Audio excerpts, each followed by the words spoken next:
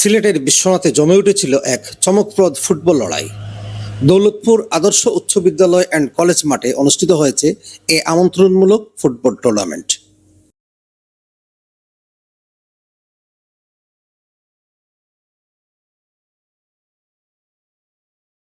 সিলেটের বিশ্বনাথ থেকে আমাদের সহকর্মী রুহুল উদ্দিন জানান, শুক্রবার অনুষ্ঠিত এই টুর্নামেন্টের উদ্বোধনী অনুষ্ঠানে সভাপতিত্ব করেন ক্রীড়ানুরাগী রেজাউল করিম রাজু। সঞ্চালনে ছিলেন ধারাভাষ্যকার লিটন। প্রধান অতিথি হিসেবে উপস্থিত ছিলেন বিশ্বনাথ উপজেলা পরিষদের চেয়ারম্যান পদপ্রার্থী শেখ মুজিবুর রহমান।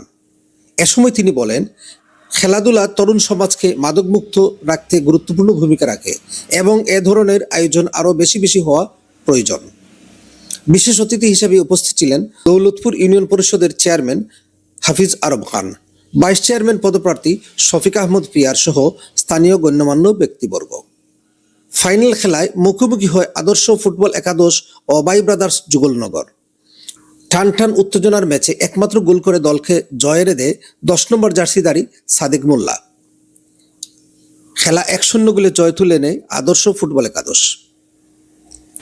তবে দুর্দান্ত পারফরমেন্সের জন্য পরাজিত দল বাই ব্রাদার্সের খেলোয়াড় আসাদ হন ম্যান অব দ্য ম্যাচ।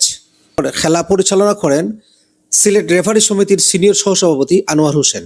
সহকারী হিসাবে ছিলেন নাজিমুদ্দিন ও জাকির ডন।